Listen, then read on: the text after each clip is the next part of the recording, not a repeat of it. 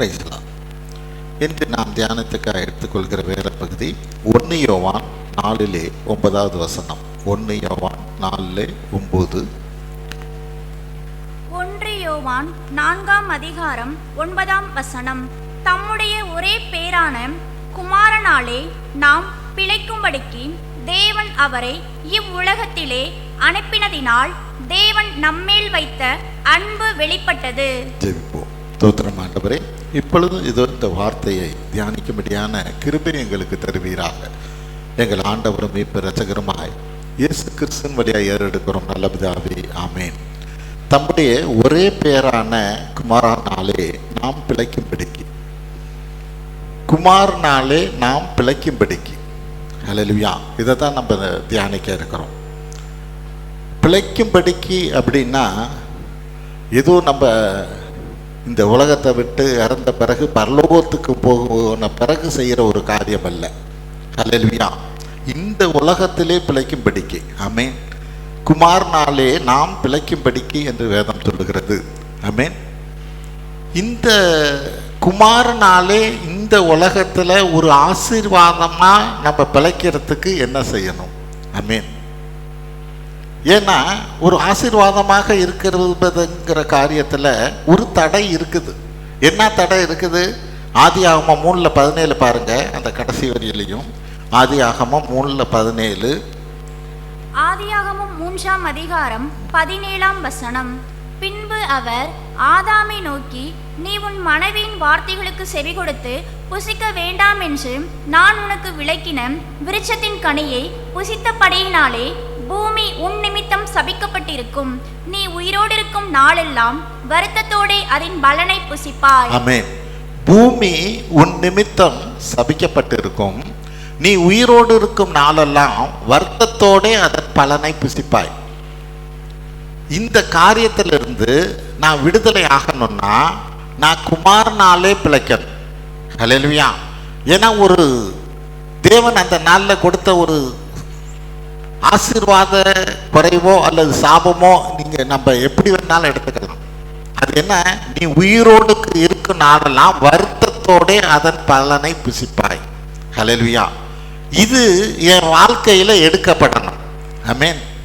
இது என் வாழ்க்கையில எடுக்கப்படணும்னா அங்க தேவன் அவருடைய குமாரனை நமக்கு கொடுத்ததை நான் விசுவாசிக்கிறவனா இருக்கணும். ஒரே குமாரனாலே நான் பிழைக்கும்படிக்கு.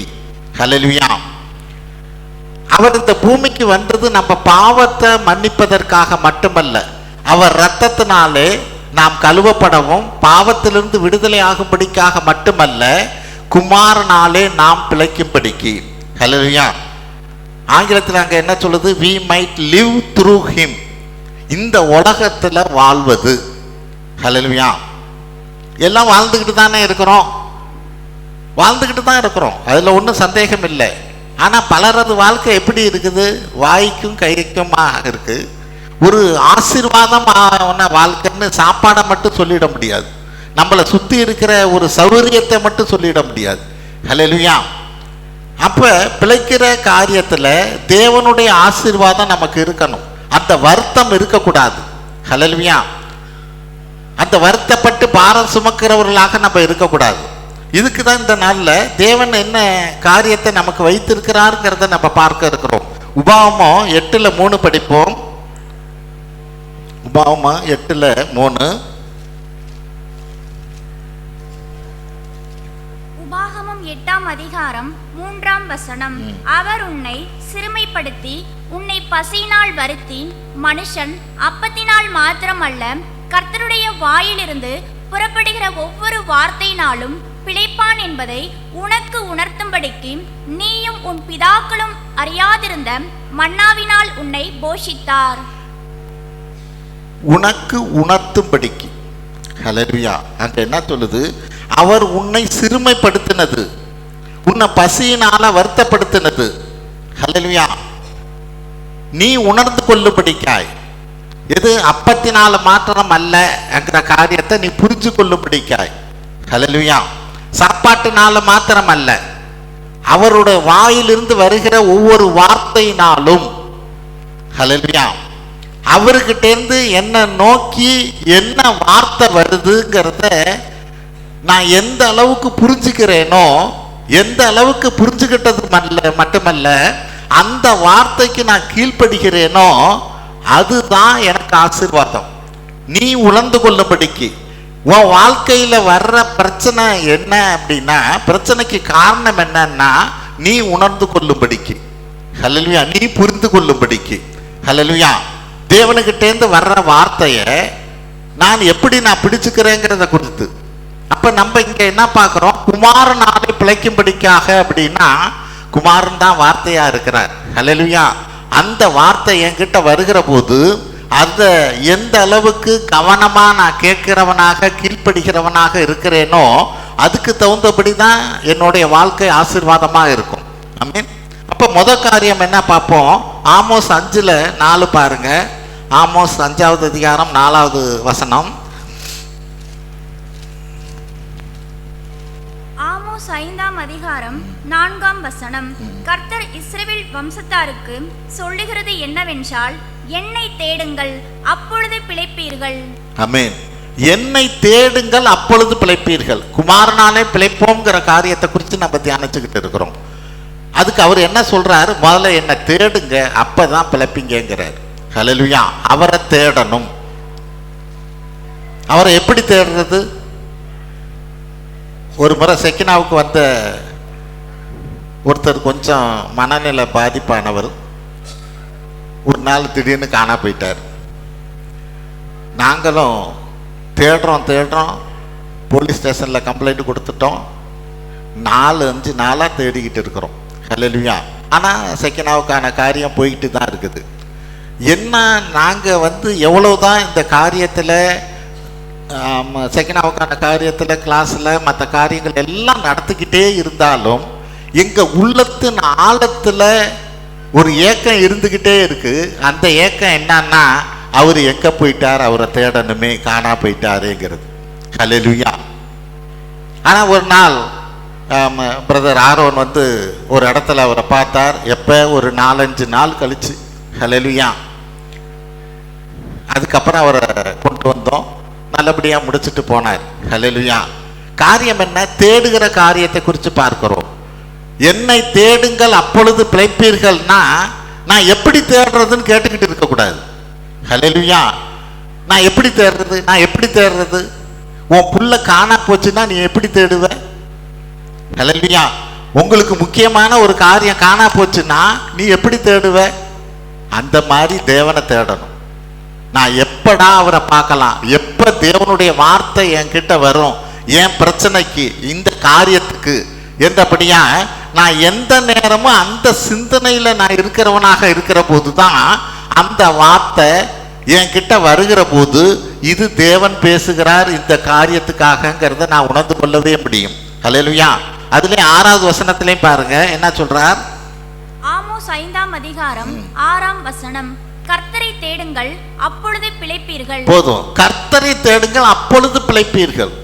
நான் அவரை தேடுனாதான் நான் பிழைக்க முடியும், ஒரு ஆசீர்வாதத்தை நான் பார்க்க முடியும்.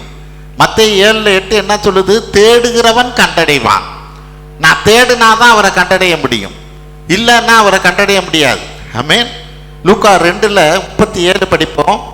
லூக்கா 2:37 என்ன சொல்லுது பாருங்க. அங்க ஆண்டவராய் இயேசு கிறிஸ்து பிறப்பை குறித்து பேசுது, படிங்க. லூக்கா 2ஆம் அதிகாரம் 37ஆம் வசனம். ஏறக்குறைய 84 வயதுள்ள அந்த விதவை தேவாலயத்தை விட்டு நீங்காமல் இரவும் பகலும் உபவாசித்து ஜெபம் பண்ணி ஆராதனை செய்து கொண்டிருந்தாள். ஹல்லேலூயா. 84 வயசு அன்னாளுக்கு. அவ இரவும் பகலும் உபவாசம் பண்ணி காத்துக்கிட்டே இருக்கிற ஆண்டவராய் இயேசு கிறிஸ்துவை பார்க்கும்படிக்காய். ஹல்லேலூயா. வயசு என்ன, 84. ஆமென். எனக்கு இந்த வாஞ்ச ஆண்டவரை தேடுகிற காரியத்துல எனக்கு இருக்கணும். அதுதான் எரேமியா 29:13 என்ன சொல்லுது பாருங்க. எரேமியா 29:13. எரேமியா 29ஆம் அதிகாரம் 13ஆம் வசனம். உங்கள் முழு இருதயத்தோடும் என்னை தேடினீர்களானால் என்னை தேடுகையில் கண்டுபிடிப்பீர்கள். ஆமென். நீங்க ஆண்டவர் சொல்ற, நீ உங்களால என்னை கண்டுபிடிக்க முடியும். என்ன, நீங்க தேடினீங்கன்னா கண்டுபிடிக்க முடியும். ஆனா அங்க என்ன சொல்லுது? உங்கள் முழு இருதயத்தோடு என்னை தேடினீர்களே ஆனால் என்னை தேடுகையில் கண்டுபிடிப்பீர்கள். என்னுடைய முழு இருதயமும் ஏக்கமோ நான் அவரை எப்படா பார்ப்பேன், என்ன காரியத்தை, இந்த காரியத்தில் தேவன் என்ன சொல்லுகிறாருங்கிறது நான் அந்த நோக்கத்தோட என் முழு இருதயத்தோடும் முழு பலத்தோடும் தேவனை தேடுகிற போது தான் நான் கண்டடைய முடியும். ஹல்லேலூயா. அதுல 14வது வசனம், எரேமியா 29ஆம் அதிகாரம் 14ஆம் வசனம். நான் உங்களுக்கு காணப்படுவேன் என்று கர்த்தர் சொல்லுகிறார். போதும், நான் உங்களுக்கு அப்பொழுதுதான் காணப்படுவேன். எப்ப முழு இருதயத்தோடு நீங்க தேடுனீங்கன்னா அப்பொழுதுதான் நான் உங்களுக்கு காணப்படுவேன். ஹல்லேலூயா. ஏனோ தானோன்னு தேடினா இல்ல, உன் முழு பலத்தையும் அதுல யூஸ் பண்ணணும். ஆமென். முழு வாஞ்சையோடு தேடுகிறவனாக இருக்கணும். அப்படி நான் தேடுகிற போது நிச்சயமாக நான் உங்களுக்கு காணப்படுவேன் என்றபடியாக சொல்லுகிறார். ஆகவே நான் பிழைக்கணும்னா, நான் குமாரனாலே பிழைக்கணும்னா முதல் காரியம் என்ன? நான் முழு இருதயத்தோடு ஆண்டவரை தேடுகிறவனாக இருக்கணும். ஹல்லேலூயா. அப்பொழுதுதான் அவரை கண்டடைய முடியும். இரண்டாவது காரியம், எசேக்கியேல் 18:32 படிப்போம். மனம் திரும்புங்கள் அப்பொழுது பிழைப்பீர்கள். எசேக்கியேல் 18:32. எசேக்கியேல் 18ஆம் அதிகாரம் 32ஆம் வசனம். மனம் திரும்புங்கள் அப்பொழுது பிழைப்பீர்கள். சாகியனுடைய சாவை நான் விரும்புகிறதில்லை என்று கர்த்தராகிய ஆண்டவர் சொல்லுகிறார். ஆமென். மனம் திரும்புங்கள். நான் ஆண்டவரை தேடுகிற காரியம் மட்டுமல்ல, நான் அவரை கண்டடைகிற காரியம் மட்டுமல்ல, எனக்குள்ள சில மாற்றங்களை தேவன் எதிர்பார்க்கிறார். ஹல்லேலூயா. ஒரு மனம் திரும்புவதல் அவசியம் என்று எதிர்பார்க்கிறார். அந்த மனம் திரும்பல் இருந்தா மட்டும்தான் நம்ம பிழைக்க முடியும். மனம் திரும்புங்கள் அப்பொழுது பிழைப்பீர்கள் என்று வேதம் சொல்லுகிறது. ஒரு பாவத்திலேயோ வேற ஒரு காரியத்திலேயோ நான் உழண்டு கொண்டே இருப்பேனே ஆனா என்னால அதுலேருந்து வெளியே வர முடியாது. மனம் திரும்புதல் அதுல வரவே வராது. ஹல்லேலூயா. என்னுடைய எண்ணங்கள் எதுல அதிகமா இருக்குங்கிறத தான் நான் யோசிக்கணும். ஆமென். 24 மணி நேரத்துல 20 மணி நேரம் 10 மணி நேரம் நான் வேற ஒரு காரியத்தையே நினைச்சுக்கிட்டு இருக்கிறேன்னா, ஹல்லேலூயா, அப்ப ஏதோ ஒரு காரியத்துல எனக்கு மனம் திரும்புதல் அவசியம். ஏதோ ஒரு காரியம் என்ன ஆட்கொண்டு இருக்கு, என்ன அது ஆளுகை செய்கிறது. அந்த ஆளுகையிலிருந்து நான் வெளியே வந்தாகணும். ஆமென். பலருக்கு அது வர்றது மிக மிக கடினமான காரியம்தான். இல்லைன்னா அதுல இருந்து நீ பிழைக்க முடியாது என்று வேதம் சொல்லுகிறது. எனக்கு தெரிஞ்ச என்னோட ஃப்ரெண்டு தான் அவரு. பார்த்தீங்கன்னா பயங்கரமாக தண்ணி போட்டுக்கிட்டே இருந்தார். எப்படியாவது அவரை பார்க்கணும், அவரை திருத்தணும் அப்படின்னு நானும் பல முறை முயற்சி பண்ணேன். அவரோட பேசியும் பார்த்தேன். ஆனால் அவரை அதுக்கு அவரை பேசுகிற போது அதுக்கு அவர் இணங்கிறதாவே இல்லை. ஏன்னா அந்த குடி வெறியில அந்த காரியத்தில் அவர் முழுவதுமாக மூழ்கி போயிருந்தார். அதுலேருந்து வெளிவரவே அவருக்கு முதல்ல அவருக்கே ஆசை இருக்கணுமே. ஆமென். நான் திருந்தனுங்கிற ஆசையே அவருக்கு இல்லை. ஹல்லேலூயா.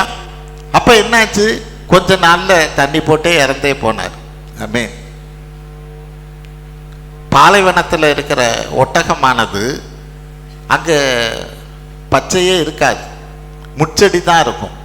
அப்ப அந்த முச்செடியை நாடி இந்த ஒட்டகம் போகிற போது அதுல இருக்கிற ஒரு சில இலைகளை தின்பதற்காக அது என்ன பண்ணுமா, அந்த முச்செடியை கடிச்சு திங்கிற போது அந்த முள்ளு நாக்கில் குத்தி ரத்தம் வரும். ரத்தம் வர வர அந்த கொஞ்சம் இலைக்காக அது சாப்பிட்றதா இருக்கும். ஹல்லேலூயா.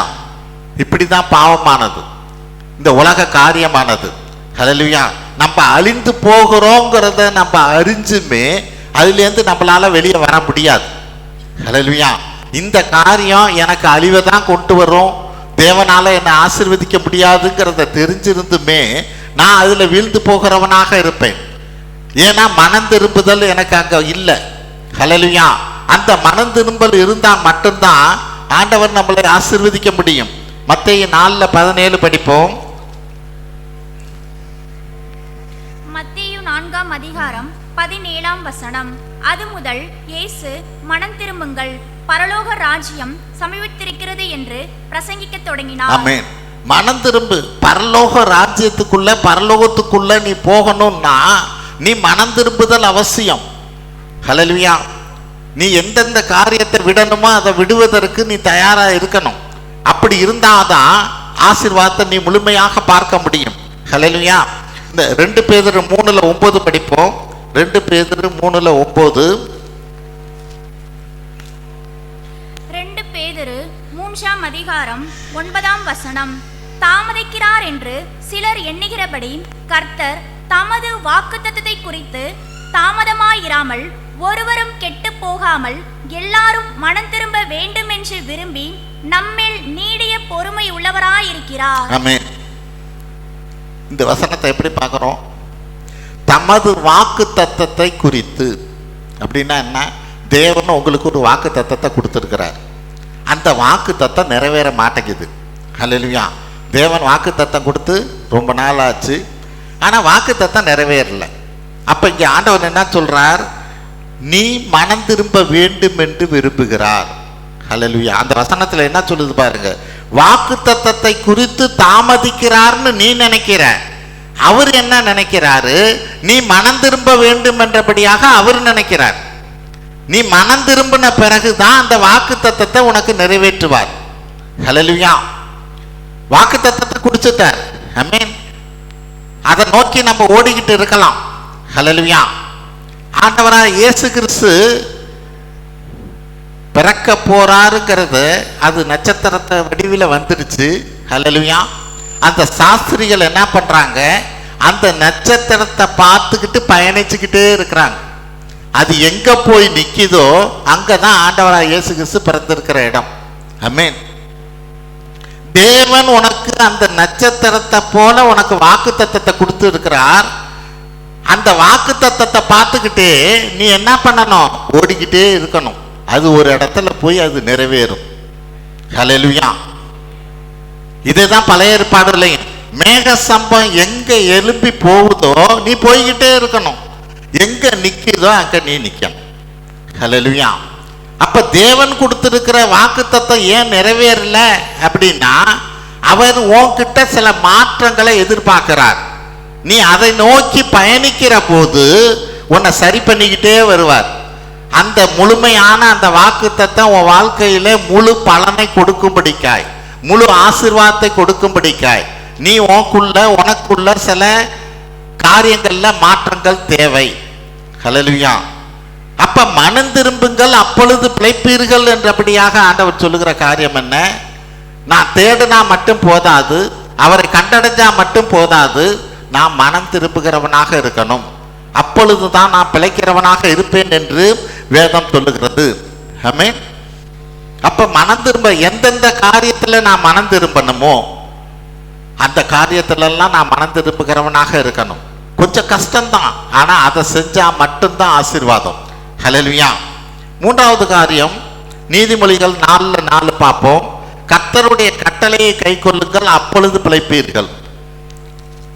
நீதிமொழிகள் 4:4. நீதிமொழிகள் 4ஆம் அதிகாரம் 4ஆம் வசனம். அவர் எனக்கு போதித்து சொன்னது, உன் இருதயம் என் வார்த்தைகளை காத்துக்கொள்ள கடவது, என் கட்டளைகளை கைக்கொள் அப்பொழுது பிழைப்பாய். என் கட்டளையை கைக்கொள் அப்பொழுது பிழைப்பாய். ஹல்லேலூயா. ஆண்டவர் என்னென்ன கட்டளையை கொடுக்கிறாரோ, எந்தெந்த காரியத்துல எப்படி இருக்கணும்னு சொல்றாரோ அந்த கட்டளையெல்லாம் நீ சரியா கடைபிடிச்சுக்கிட்டு வந்தினாதான் நீ பிழைக்க முடியும். ஒரு முழுமையான ஆசீர்வாதத்தை நீ காக்க முடியும். ஹல்லேலூயா. இன்னும் சொல்ல போனா உனக்காக மட்டும் இல்லை, உன் குடும்பத்துக்காகவும் ஒரு ஆசீர்வாதத்தை நீ டெபாசிட் பண்ணி வைக்கணும் அப்படின்னா நீ என்ன பண்ணணும்? நீ இன்னைக்கு கட்டளையை கடைப்பிடிக்கிறவனாக இருக்கணும். ஹல்லேலூயா.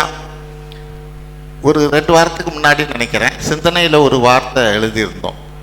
ஒரு தாயின் ஜெபம் அவன் பிள்ளையின் வாழ்நாளெல்லாம் அவனோடு கூட பயணிக்கும். ஹல்லேலூயா. எப்படிப்பட்டது? எவ்வளவு தூரம் விசுவாசிக்கிறோம், எவ்வளவு தூரம் அதுக்காக முயற்சி செய்கிறோம். ஹல்லேலூயா. தாய் இல்லாம போலாம், ஆனா அவனோட வாழ்நாள் முழுவதும் அது கூட பயணிக்குமா. ஆமென். அப்ப இன்னைக்கு என் குடும்பத்துக்காக நான் என்ன சேர்த்து வச்சிருக்கிறேன்? சொத்து சுகத்தை அல்ல. அல்லேலூயா.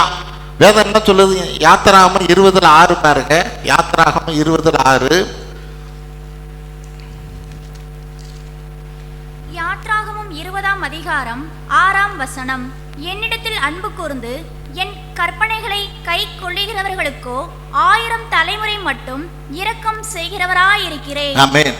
நீ இன்னைக்கு ஆண்டவருடைய கட்டளையை கடைபிடிக்கிறவனாக நீ இருப்பாயானா, நீ இந்த உலகத்துல இல்லைன்னாலும் உன்னோட 1000 தலைமுறை வர அவர் இரக்கம் செய்வாராம். நீ இன்னைக்கு கட்டளையை கடைபிடிச்சதின் பொருட்டு. ஹல்லேலூயா. நீ இன்னைக்கு ஆண்டவருடைய கட்டளையை கடைபிடிச்சதின் பொருட்டு உன் சந்ததிக்கு 1000 தலைமுறை நான் இரக்கம் செய்வேன். இதைதான் நான் சொல்றேன். இன்னைக்கு என் குடும்பத்துக்காக 1000 தலைமுறைக்காக நான் என்னத்தை டெபாசிட் பண்ணி வச்சிருக்கிறேன். ஆண்டவருடைய கட்டளையை முழுமையாக நான் கடைபிடிக்கிறவனாக நான் இருப்பேனே. ஆனா அந்த சந்ததிக்கு, வரப்போற சந்ததிக்கு ஆசீர்வாதத்தை இன்னைக்கே நான் சேர்த்து வைக்கிறவனாக இருக்கிறேன். ஹல்லேலூயா. இதெல்லாம் நான் எந்த அளவுக்கு விசுவாசிக்கிறேன், நான் நம்புகிறேங்கிறது என்னுடைய செயல்ல தான் இருக்கு. ஆமென். இந்த நோக்கத்துல, இந்த காரியத்துல, நான் கட்டளையை கடைபிடிக்கிறதுல மிக மிக கவனமாக இருப்பேனே ஆனால், ஆமென், சபை கூடி வருதலை விட்டு விடாதிருப்பீர்களாக. நான் இந்த கட்டளையை கடைபிடிச்சேன்னா 1000 தலைமுறை என் சந்ததி இருக்கும். ஹல்லேலூயா. அது என்னென்ன கட்டளையை தேவன் கொடுக்கிறாரோ அந்த கட்டளையெல்லாம் நான் கடைபிடிக்கிறவனாக இருக்கணும். அப்ப என்னுடைய சந்ததி எல்லாம் ஆசீர்வதிக்கப்படும். வெளிப்படுத்தின விசேஷம் 12:17 படிப்போம். வெளிப்படுத்தின விசேஷம் 12:17. வெளிப்படுத்தின விசேஷம் 12ஆம் அதிகாரம் 17ஆம் வசனம். அப்பொழுது வலுசர்ப்பமானது ஸ்திரீயின் மேல் கோபம் கொண்டு தேவனுடைய கற்பனைகளை கை கொள்ளுகிறவர்களும் இயேசு கிறிஸ்துவை குறித்து சாட்சியை உடையவர்களுமாகிய அவளுடைய சந்ததியான மற்றவர்களுடனே யுத்தம் பண்ண போயிற்று. ஹல்லேலூயா. அங்க என்ன சொன்னோம்? அப்பொழுது வலுசர்ப்பமானது ஸ்திரீ மேல் கோபம் கொண்டு. ஸ்திரீ மேல்னா என்ன? சபையின் மேல் கோபம் கொண்டு. அந்த சபையில இருக்கிறவங்க கற்பனைகளை கை கொள்கிறவர்களும் இயேசு கிறிஸ்துவை குறித்து சாட்சி உடையவர்களுமாகிய அவர்களுடைய சந்ததி. ஆமென். மற்றவர்களுடனே யுத்தம் பண்ண போயிற்று. யார் யாரெல்லாம் சபையில இருந்து அந்த சபையோட சந்ததியா இருந்து கற்பனைகளை எல்லாம் கட்டளையெல்லாம் கடைபிடிக்கிறாங்களோ அவங்கள எதிர்த்து சாத்தான் யுத்தம் பண்ணுன்னு வேதம் சொல்லுது. அதான் ஆண்டவர் சொல்ற, உலகத்துல உபத்திரவங்கள் உண்டுங்கிறார், நான் ஜெயித்தேன்கிறார். ஹல்லேலூயா. அப்ப இந்த யுத்தம் நிச்சயமா நடக்கத்தான் செய்யும், அதுல ஒன்றும் சந்தேகம் இல்லை. ஆனா இந்த யுத்தத்துல நான் ஜெயிக்கிறவனாக இருக்கணும். 1000 தலைமுறை என் சந்ததிக்கான ஒரு ஆசீர்வாதம் இதுல அடங்கி இருக்கு. நான் மாமிசத்தோடு ரத்தத்தோடு போர் செய்கிறவர்கள் அல்ல. ஆமென். நம்ம அறிக்கை இடுகிறவர்களா இருக்கிறோம். நம்ம மாமிசத்தோடு ரத்தத்தோடு போர் செய்கிறவர்கள் அல்ல. ஹல்லேலூயா. அப்ப இந்த போரானது கண்ணுக்கு தெரியாத ஒரு போர். ஹல்லேலூயா. இந்த யுத்தத்துல நான் ஜெயிக்கிறவனாக இருக்கணும். எதுக்கு? நான் கட்டளையை கடைபிடிக்கும்படியான ஒரு காரியத்துல, இங்க வெளிப்படுத்தின விசேஷத்துல நம்ம படிச்ச காரியம் என்ன? யார் யாரெல்லாம் கட்டளையை கடைபிடிக்கிறாங்களோ, இயேசு கிறிஸ்துவுக்கு சாட்சியா இருக்கிறாங்களோ அவங்களுக்கு எதிராக யுத்தம் பண்ண புறப்பட்டது. அதுதான் வசனம். அப்ப இப்படி இருக்கிறவங்களுக்கு எதிராக நிச்சயமாக யுத்தங்கள் உண்டுங்கிறது நம்ம தெளிவா தெரிஞ்சுக்கிறோம். ஆனா அந்த யுத்தத்துல நான் ஜெயிக்கிறவனாக இருக்கிறேனா? ஆமென். ஆண்டவர் நம்மோடு கூட இருக்கிறார். உலகத்தில் இருக்கிறவரை காட்டில் என்னில் இருக்கிறவர் பெரியவர் என்றபடியாய் அந்த யுத்தத்திலே ஜெயிக்கும்படிக்காய் உலகத்தை ஜெயித்தவர் நம்மோடு கூட இருக்கிறார். ஆனா நான் யுத்தத்துக்கு நிக்கணும். ஹல்லேலூயா. யுத்தத்துக்கு நான் நிக்கிற போது நிச்சயம் ஜெயிக்கிறவனாக இருப்பேன். ஏன்னா கர்த்தருடைய கட்டளை கடைபிடிக்கிறவன் பிழைப்பான். நான் கர்த்தருடைய கட்டளையை கடைபிடிக்க முடியாதபடி ஒரு யுத்தம் உண்டு. அந்த யுத்தத்துல நான் ஜெயிக்கிறவனாக இருக்கணும். ஹல்லேலூயா. நான் ஜெயிக்கிற போது நிச்சயமாக நான் பிழைக்கிறவனாக இருப்பேன். தேவன் என்னை ஆசீர்வதிக்கிறவராக இருப்பார். ஆமென். 4வது காரியம் ரோமர் 1:17, விசுவாசத்தினாலே நீதிமான் பிழைப்பான். ரோமர் 1:17. ரோமர் 1:17 விசுவாசத்தினாலே நீதிமான் பிழைப்பான் என்று எழுதியிருக்கிறபடி விசுவாசத்தினால் உண்டாகும் தேவ நீதி விசுவாசத்திற்கென்று அந்த சுவிசேஷத்தினால் வெளிப்படுத்தப்படுகிறது. ஆமென். இதை எப்படி புரிஞ்சுக்கிறோம்? விசுவாசத்தினாலே நீதிமான் பிழைப்பான் என்று எழுதியிருக்கிறபடி விசுவாசத்தினால் உண்டாகும் தேவ நீதி. ஆமென். அப்படின்னா என்ன? விசுவாசத்தினால் உண்டாகும் தேவ நீதி. இந்த தேவ நீதி, விசுவாசத்தினால் உண்டாகும் தேவ நீதி இருந்தாதான் நான் பிழைக்க முடியும். ஹல்லேலூயா. அப்படின்னா என்ன? கலாத்தியர் 3:6 என்ன சொல்லுது பாருங்க. கலாத்தியர் 3:6. கலாத்தியர் 3:6 அப்படியே ஆபிரகாம் தேவனை விசுவாசித்தான், அது அவனுக்கு நீதியாக எண்ணப்பட்டது. ஆமென். நல்லது. இப்ப நம்ம முன்னாடி ரோமன்ல படிச்ச வசனத்தின்படி ஆபிரகாமுக்கு தேவ நீதியாக இருந்தது. என் வாழ்க்கையில எந்த காரியம் தேவனுடைய நீதியாக இருக்கும், அந்த தேவ நீதி இருந்தாதான் அந்த விசுவாசத்தினால பிழைப்பேங்கிற காரியம் எனக்கு தேவன் கொடுக்க முடியும். ஹல்லேலூயா. ஆபிரகாம் கூப்பிட்ட உடனே நாட்டை விட்டு வீட்டை விட்டு வெளியே வந்தான். ஹல்லேலூயா. அது அவனுக்கு நீதியாக எண்ணப்பட்டது ஒரு காரியம். ஹல்லேலூயா. அப்ப எனக்கு என் வாழ்க்கையில தேவன் ஒரு தேவ நீதியை பார்க்கணும். அந்த தேவ நீதியை அவர் பார்க்கிற போதுதான் அந்த விசுவாசத்தினால் உண்டாகும் தேவ நீதி. நல்லா புரிஞ்சுக்குவோம். விசுவாசத்தினால் உண்டாகும் தேவ நீதி அப்படின்னா என்ன? நேற்றைய தினம் 12 வருஷம் ஆராதனை வச்சோம். ஹல்லேலூயா. இதுல நிறைய பேர் ஆராதனை நடத்துனீங்க.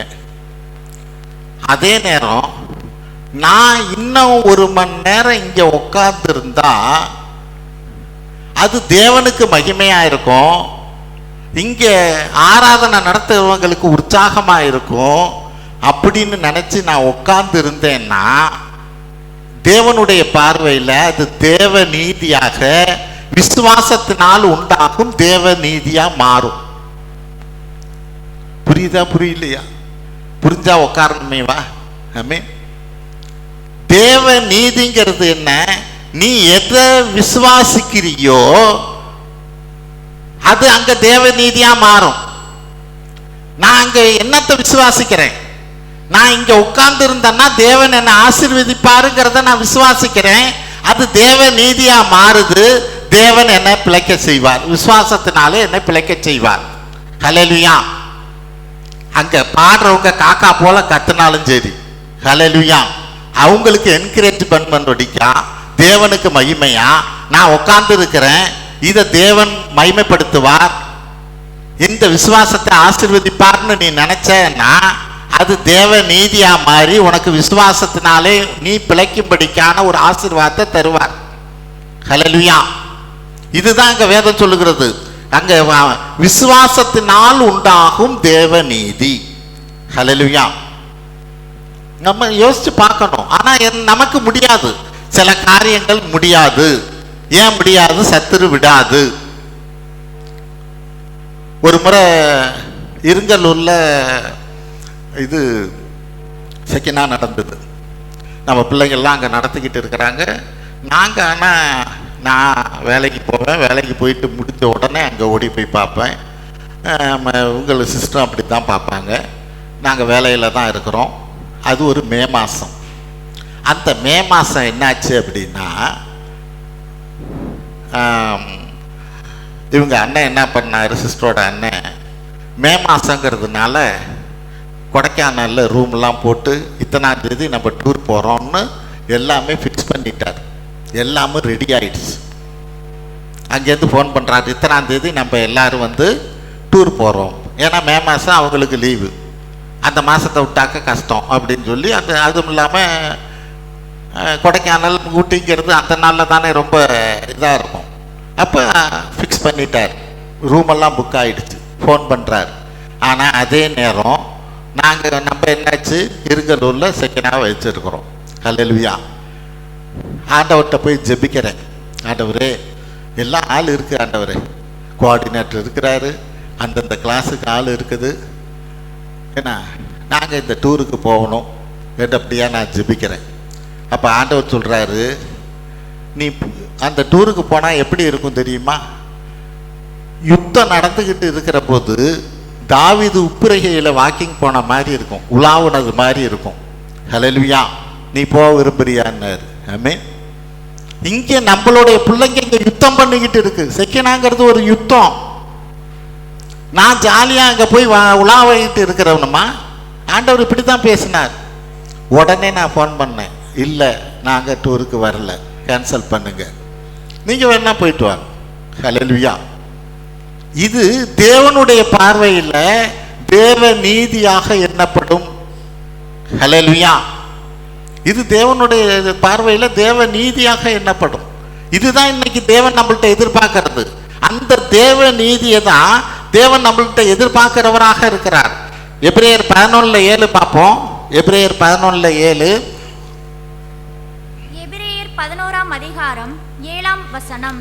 விசுவாசத்தினாலே நோவா தற்காலத்திலே காணாதவைகளை குறித்து தேவ எச்சரிப்பு பெற்று பயபக்தி உள்ளவனாகி தன் குடும்பத்தை இரட்சிப்பதற்கு பேழையை உண்டு பண்ணினான். அதனாலே அவன் உலகம் ஆக்கினைக்குள்ளானதென்று தீர்த்து விசுவாசத்தினால் உண்டாகும் நீதிக்கு சுதந்திரவாளியானான். விசுவாசத்தினால் உண்டாகும் நீதிக்கு சுதந்திரவாளியானான். விசுவாசத்தினால் உண்டாகும் தேவ நீதிக்கு சுதந்திரவாளியாக மாறினான். எப்ப? அவன் காணாது இருக்கிற ஒரு காரியத்தை தேவன் ஒரு எச்சரிப்பா கொடுக்கிற போது. எதை காணாது இருக்கிற போது? மழை இந்த பூமியில பெய்யாம இருக்குது, மழை பெய்ய போகுது, உலகம் அழிய போகுதுன்னு கர்த்தர் சொன்ன போது காணாது இருக்கிற அந்த எச்சரிப்பை கேட்டு அதற்கு அவன் கீழ்ப்படிந்து அதற்கான வேலையும் செய்யறான். ஒரு கப்பலை செய்யறதுங்கிறது சாதாரண வேலை இல்லை. ஹல்லேலூயா. காணாது இருக்கிற ஒரு எச்சரிப்பு அவனுக்கு வருது. நமக்கு அது பைத்தியமா தெரியும். இது என்ன நானா யோசிக்கிறேனா?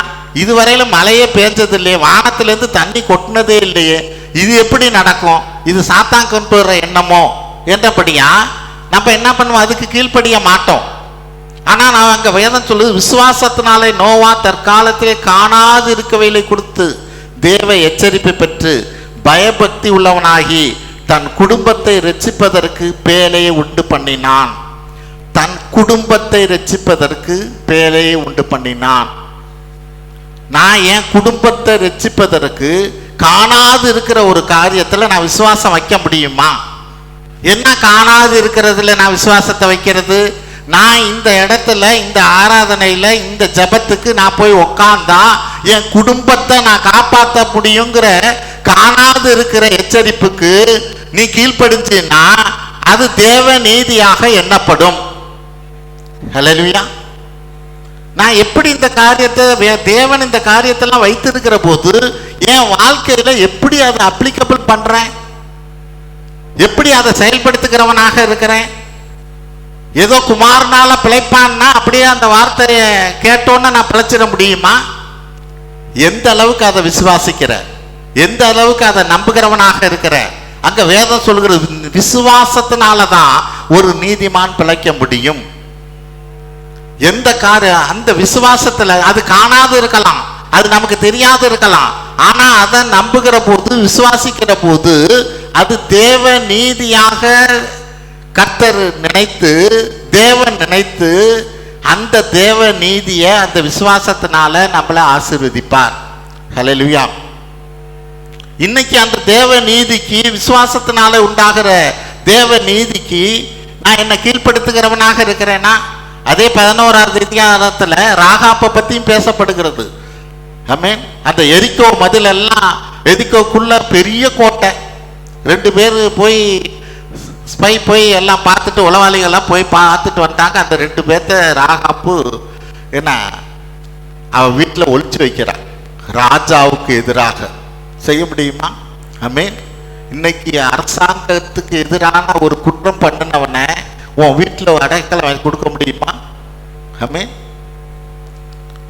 அரசாங்கத்துக்கு எதிராக என்ன ஒரு குற்றம் பண்ணினவனை நாடு தேடிக்கிட்டு இருக்குது, நீ உன் வீட்டுக்குள்ள வைக்க முடியுமா? ஆமென். ஆனா அவ வைக்கிறான், ராஜா தேடிக்கிட்டு இருக்கிறார். ஆமென். அந்த விசுவாசத்தினாலே அந்த காரியத்தை ராகாப் செய்தாள் என்று வேதம் சொல்லுகிறது. அது தேவனுடைய பார்வையில தேவ நீதியாக எண்ணப்பட்டது. ராகாப்புடைய விசுவாசம் தேவ நீதியாக எண்ணப்பட்டது. அவளும் அவள் குடும்பமும் காப்பாற்றப்படுகிறது. ஹல்லேலூயா.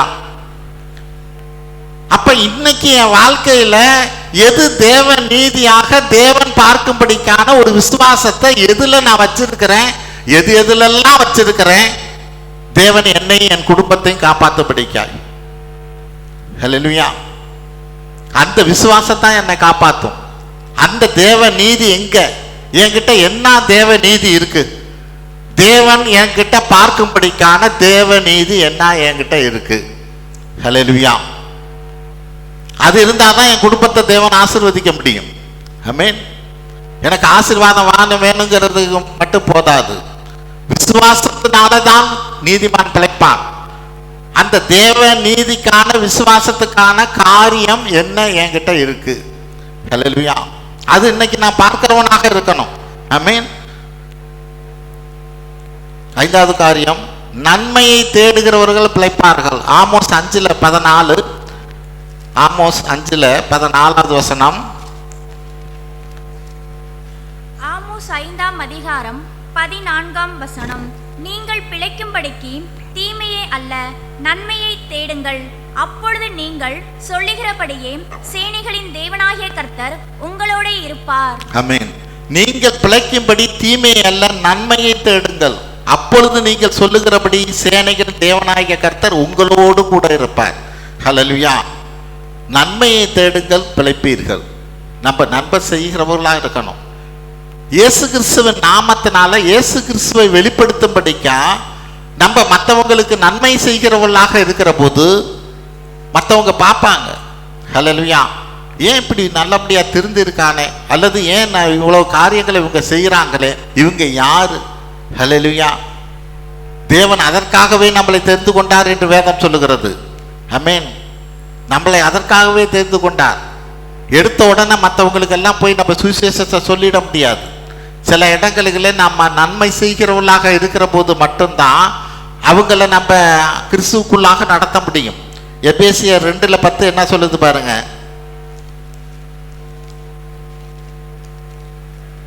எபேசியர் 2ஆம் அதிகாரம் 10ஆம் வசனம். ஏனெனில் நற்கிரியைகளை செய்கிறதற்கு நாம் கிறிஸ்து இயேசுக்குள் சிக்ஷிக்கப்பட்டு தேவனுடைய செய்கையாயிருக்கிறோம்.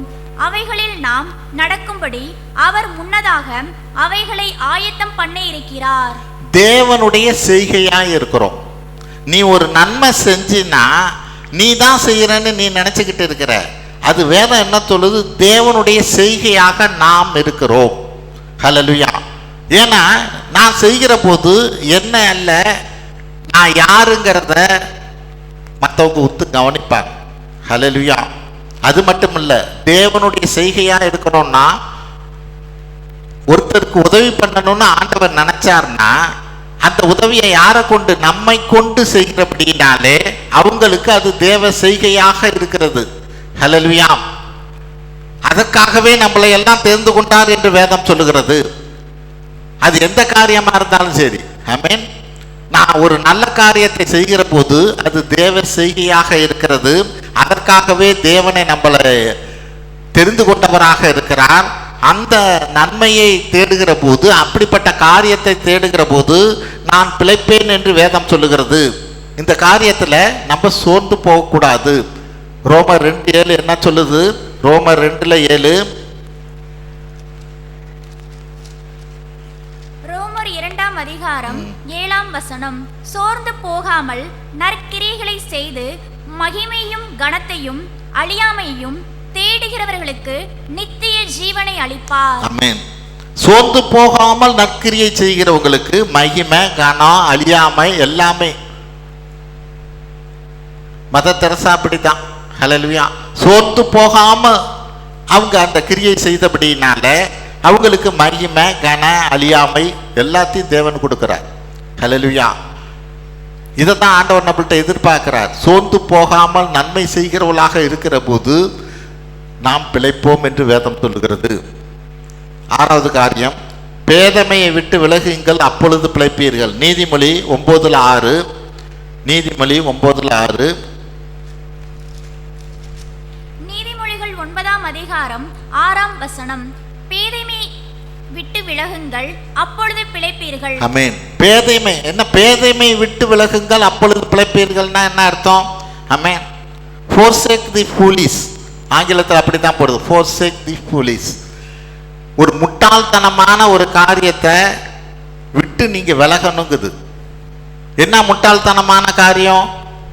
எது நம்மளை ஆசீர்வதிக்க முடியாதுங்கிறத தெரிஞ்சும் அந்த காரியத்தை நான் செய்வேனே, ஆனா இதுல ஆசீர்வாதம் இருக்குங்கிறத நான் தவறா நினைச்சு அந்த காரியத்துக்குள்ள நான் போவேனே, ஆனா அது எனக்கு ஒரு அழிவை தான் கொடுக்கும். ஆமென். நான் பிழைக்க முடியாது. ஹல்லேலூயா. நான் அந்த காரியத்தெல்லாம் விட்டு விடுகிறவனாக இருக்கணும். எப்ப இந்த காரியம்லாம் தேவனை தேடுகிற ஒரு காரியம் இருக்கிற போதும், தேவனுடைய ஆசீர்வாதத்தை பெற்றுக்கொள்கிற ஒரு காரியம் இருக்கிற போதும், இன்னொரு காரியம் வேற இடத்துல நம்மளை இழுக்கிறதா இருக்குமானா அது என்னவா இருக்கும்? ஏதோ காது குத்து, கல்யாணம், மற்றது எதுவாக இருந்தாலும் இருக்கலாம். ஹல்லேலூயா. அதை விட்டு நான் விலகணும். ஹல்லேலூயா. அதை விட்டு விலகினாதான் எனக்கு ஆசீர்வாதம். ஹல்லேலூயா. இல்லைன்னா இல்லை. அப்படின்னா என்ன அர்த்தம்? தேவன் சில காரியத்தை நமக்கு ஆசீர்வாதமாக வைத்திருக்கிற இடத்த விட்டுட்டு நம்ம ஓடுகிற காரியம். சத்துரு என்ன பண்ண, சாத்தான் என்ன பண்ணோம்? இவன் இங்க போனா இந்த காரியத்தை அறிஞ்சுக்குவான், புரிஞ்சுக்குவான், இவனுக்கு அங்க போக விடாதபடி செய்யணும். ஹல்லேலூயா. நான் யோசிச்சு பார்க்கணும். நான் வீட்டுக்குள்ள இன்னைக்கு இந்த காரியத்துல ஒரு ஜெபத்துக்கோ மற்ற காரியத்துக்கோ இல்லாம இருக்கிற போது நான் வீட்டில் தூங்கிக்கிட்டு இருக்கிறேனா? ஹல்லேலூயா. அல்லது ஒன்றுத்துக்கு போறாத ஒரு வேலைக்காக நான் இதை தவிர்க்கிறவனாக இருக்கிறேனா? வேலைகள் இருக்கும், சும்மா இதை தூக்கி இந்த பக்கம் வைக்கிற வேலை இருக்கும். ஓ, அப்போ எனக்கு ஒரு பெரிய வேலை இருக்கு பிரதர், நான் வர முடியாது. என்ன வேலை? குடத்தை தூக்கி அந்த பக்கம் வைக்கணும், அதுதான் வேலை. ஹல்லேலூயா. யோசிச்சு பார்ப்போம், என்ன வேலை? ஏன் சத்துரு என்ன பண்ணுது? உனக்கு அந்த ஆசீர்வாதத்தை கொண்டு வர முடியாதபடி, நீ அதை சுதந்திரத்து கொள்ள முடியாதபடி, நான் இங்க வந்து உட்கார்றது எனக்கு நெளிவா இருக்குன்னாவே அங்க உனக்கு ஆசீர்வாதம் இருக்குன்னு அர்த்தம். அதை முதல்ல புரிஞ்சுக்கணும். என்னால் இங்க வந்து 2 மணி நேரம் உட்கார முடியலன்னா, உட்காந்தினா ஆசீர்வாதம் பெற்றுக்கொள்வேன்னு வேற ஒன்று உனக்குள்ள முண்டிக்கிட்டே இருக்குது. உன்னை தூக்கிட்டு போய் வெளியே கொண்டு போறதுக்கு ரெடியா இருக்கு. நான் அங்க போய் என்ன பண்றேன்? வீட்டுக்கு போய் என்ன பண்றேன்? ஹல்லேலூயா. வாரம் முழுசும் அங்கே தானே இருக்கிறோம், வாரம் முழுசும் அந்த வேலையை தானே செஞ்சுக்கிட்டு இருக்கிறோம். இன்னைக்கு எனக்கு முடியாத போதும், எனக்கு இந்த இடத்துல உட்கார முடியாத போதும், நான் உட்கார்ந்தேன்னா தான் ஏதோ ஒரு ஆசீர்வாதத்தை தேவன் வைத்திருக்கிறார். ஹல்லேலூயா. உங்களுக்கே தெரியாது, நமக்குள்ள ஏதோ ஒன்று இருக்கிறது நம்மளை விட்டு போகும். ஹல்லேலூயா. அது ஒரு குணமாக இருக்கலாம், ஆவியாக இருக்கலாம். ஆமென். அப்ப நான் இன்னைக்கு அந்த காரியத்தை சுதந்திரத்து கொள்ளும்படிக்காக நான் பேதமையை விட்டு விலகிறவனாக இருக்கணும். ஒரு முட்டாள்தனமான காரியத்தை, அதுதான் சொல்றது, forsake the foolish. ஒரு முட்டாள்தனமான ஒரு காரியத்துக்காக நான் இந்த தேவன் எனக்கு வைத்திருக்கிற ஆசீர்வாதத்தை நான் இழந்து போகிறவனாக இருக்கக்கூடாது. எப்படி வேணாலும் நம்ம முன்னாடி ஆசீர்வாதத்தில் இருந்தாலும் தானே இதை சாத்தான் பறிச்சுக்கும். 1 ராஜாக்கள் 11:6 பாருங்க. 1 ராஜாக்கள் 11:6.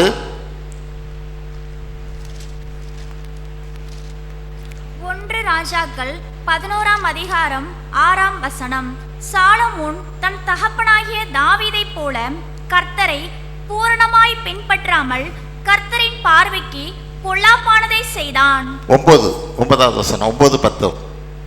ஆகையால் இஸ்ரவேலின் தேவனாகிய கர்த்தர் சாலமோனுக்கு 2 விசை தரிசனமாகி அந்நிய தேவர்களை பின்பற்ற வேண்டாம் என்று கட்டளையிட்டிருந்தும் அவன் கர்த்தரை விட்டு தன் இருதயத்தை திருப்பி அவர் கற்பித்ததை கை கொள்ளாமற் போனதினால் கர்த்தர் அவன் மேல் கோபமானார். ஆமென். யோசிச்சு பாருங்க, கர்த்தர் 2 முறை தரிசனம் ஆயிருக்கார். நீ இப்படிப்பட்ட காரியத்தை செய்யாதன்னு சொல்லி கர்த்தர் 2 முறை தரிசனமே ஆயிருக்கார். ஆனாலும் அதை விட்டு அவன் ஓடி போயிட்டான். ஹல்லேலூயா. ஆண்டவருடைய கற்பனையை கடைபிடிக்கிறவனாக இல்லை. சாலமோன் யாரு? ஒரு பெரிய ஞானி. ஹல்லேலூயா. பெரிய ஞானி, நீதிமொழிகள் எல்லாம் எழுதினவர். ஹல்லேலூயா. ஆனா கர்த்தர் 2 முறை தரிசனமாகியும், ஹல்லேலூயா, அங்க வசனம் அதான் சொல்றது, ஆகையால் இஸ்ரவேலின் தேவனாகிய கர்த்தர் சாலமோனுக்கு 2 முறை தரிசனமாகி. ஆகையால்னா என்ன அர்த்தம்?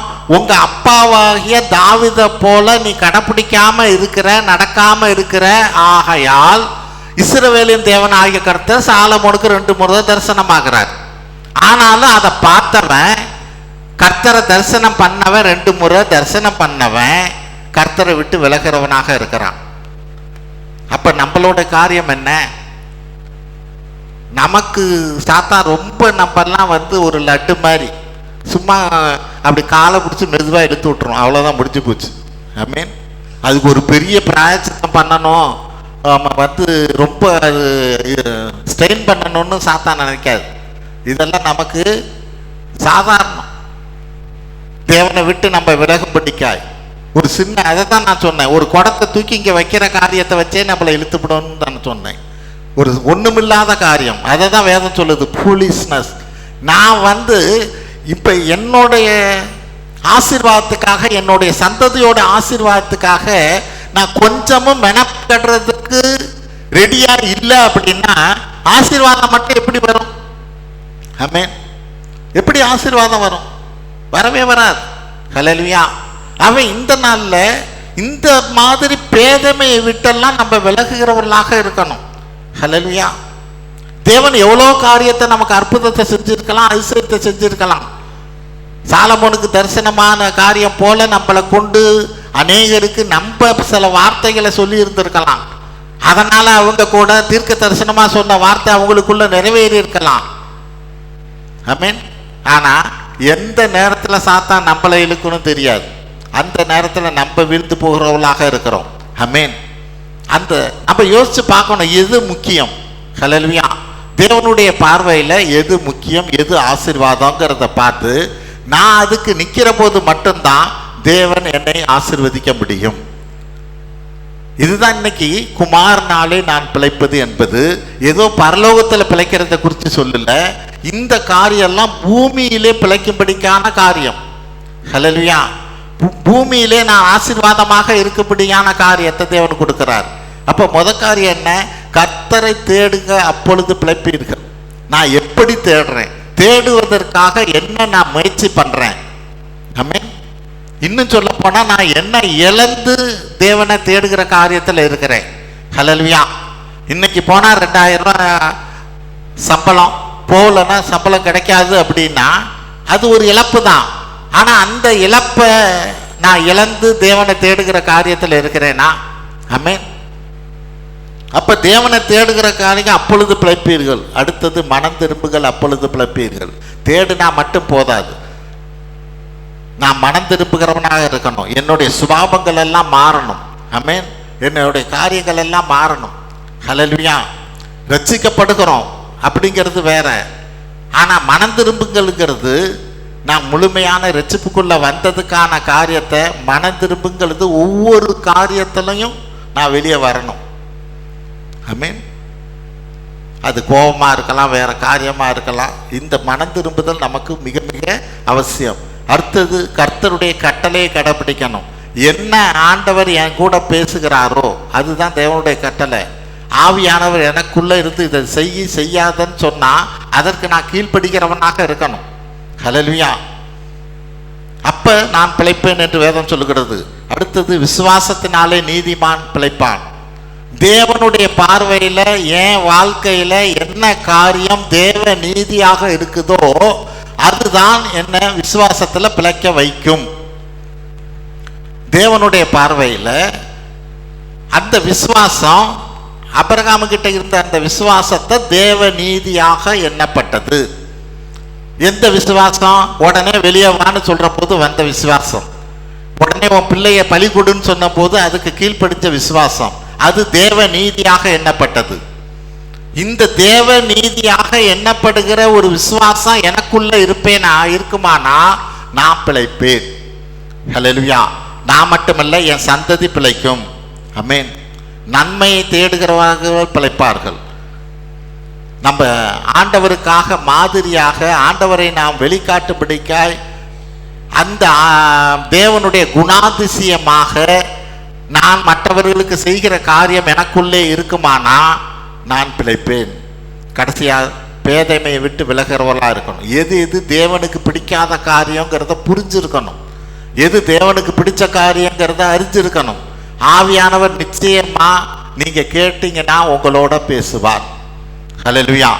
ஆவியானவரே, இந்த காரியத்துக்கு நான் போகட்டுமா, இந்த காரியத்தை நான் செய்யட்டுமா, கேட்டு பாருங்க, நிச்சயமா தேவன் பேசுவார். ஹல்லேலூயா. அதுக்கு கீழ்ப்படிங்க, அந்த காரியத்துக்கு கீழ்ப்படிங்க. தேவன் நம்மளை ஆசீர்வதிக்க வல்லவராக இருக்கிறார். ஆகவே இந்த நாளில் குமாரனாலே பிழைப்போன் என்றபடியாய் தேவன் அவருடைய குமாரனை கொடுத்த காரியங்கள், அவரை தேடுகிறது போது, மனம் திரும்புகிற போது, விசுவாசிக்கிற போது இந்த காரியங்கள் நமக்கு கிடைக்கும். நிச்சயமாக நாம் பிழைக்கிறவர்களாக இருப்போம். ஜெபிப்போம். தோத்திரம் ஆண்டவரே, உமது எல்லையில்லா கிருபைக்காய் நன்றி செலுத்துகிறோம். தேவனே, நீர் உமது ஒரே குமாரனை எங்களுக்கு கொடுத்து ஆண்டவரே, அந்த குமாரனாலே நாங்கள் பிழைக்கும்படிக்காய் கொடுத்தீரே. நாங்கள் அதை அறிந்து கொள்ள, புரிந்து கொள்ள, அதற்கு கீழ்ப்படிய தேவன் தாமே எங்களுக்கு கிருபை பாராட்ட வேண்டுமாய் ஜெபிக்கிறோம். அதற்காக உமக்கு நன்றி செலுத்துகிறோம். தேவ கிருபை தொடர்ந்து எங்களை வழிநடத்துவதாக எங்கள் ஆண்டவரும் மீட்பர் இரட்சகருமாய் இயேசு கிறிஸ்துவின் வழியாக ஏறெடுக்கிறோம் நல்ல பிதாவே. ஆமென்.